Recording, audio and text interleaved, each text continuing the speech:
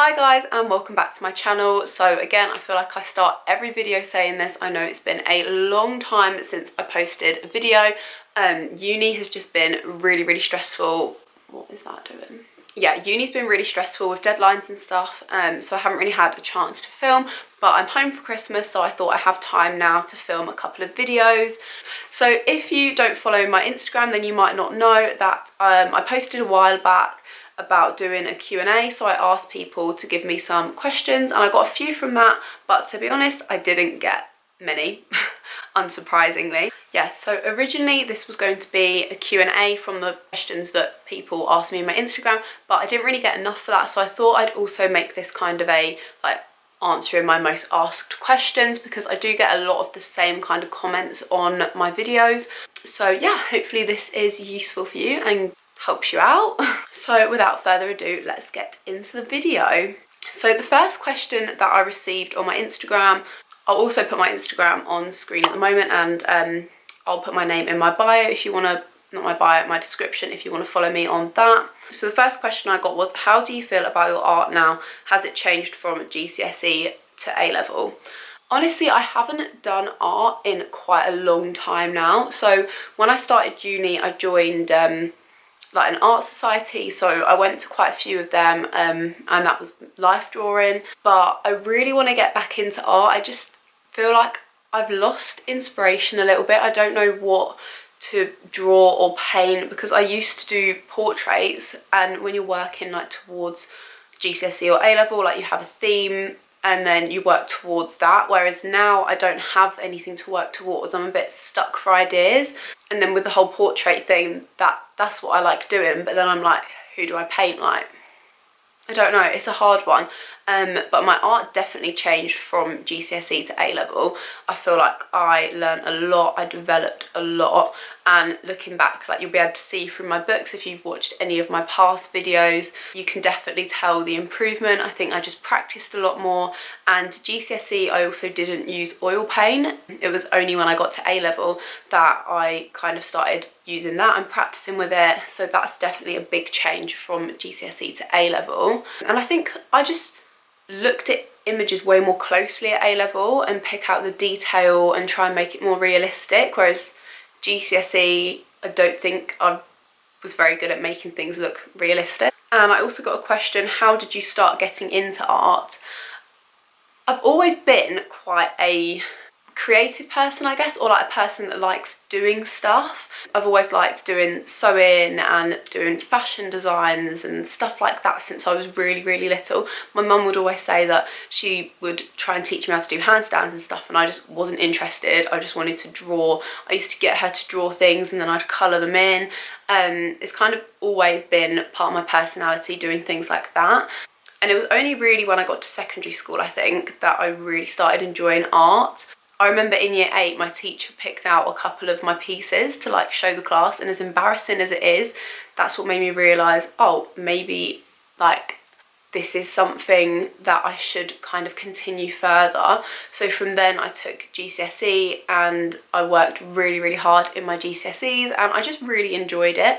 It was very different to my other subjects, and it's kind of just a release, very different, no exams or different kind of exams. The lighting has just changed a lot. I am very sorry. Yeah, so that's basically it. I've just kind of always had that personality where I like doing stuff, I like being creative, I like creating things, and then it just kind of continued throughout secondary school, really. I also got a question, is art school more stressful than GCSE and A-level art?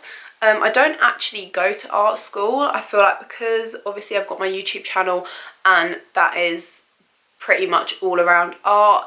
I go to university and I study geography. I don't actually study art anymore, which is really sad, but it was always going to be more of a hobby for me. I did kind of, at one point I was debating whether I wanted to do art at uni, but I decided not to. So this is why I like having this YouTube channel, because I still get to show that side of me, but it's not what I actually do on a day-to-day business. So I can't really answer that question. I've not been to art college, art school, so I don't know, but I'm sure that there are other videos out there that can explain that for you. Honestly, trying to film videos when you live with a family of 5 is so difficult. I hate it. Okay, next question was, do you have any tips for pencil shading? This is something that my pencil drawings, I really feel like evolved over the years of doing GCSE. When I first started doing pencil drawings, I feel like I would start off using way too much of a dark pencil, and then if you start too dark, it's really hard to like take that away. So the biggest tip that I have is to always start light and then kind of gradually build it up. Make sure you blend it out. I used to use a cotton bud to smudge it, but I'd use really light pencils to start with. Light brush, not brush strokes, just like make sure you use the pen really lightly, don't press too heavy. And then you can also use like a rubber to lift some areas. You can build up to the darker shades and like go over them multiple times. So yeah, that's the biggest thing that I learned with pencil drawing, I would say. And then, do you have any tips on drawing the human nose and lips? I watched a lot of videos when I started like drawing faces and stuff, and they helped quite a lot. Maybe practice doing some like general noses and lips, watch some YouTube videos just to get a general idea, and then use a photograph to work from. And just make sure that you map out the proportions and stuff right the first time round, rather than like trying to shade in straight away. Draw a rough outline and just like focus on trying to get that pretty much spot on before you start doing your shading, and that'll make it a lot easier. And number 6, are you allowed to trace images? And this is quite a difficult question to answer, because I think every school has different rules depending on what teacher you have and what exam board you're on.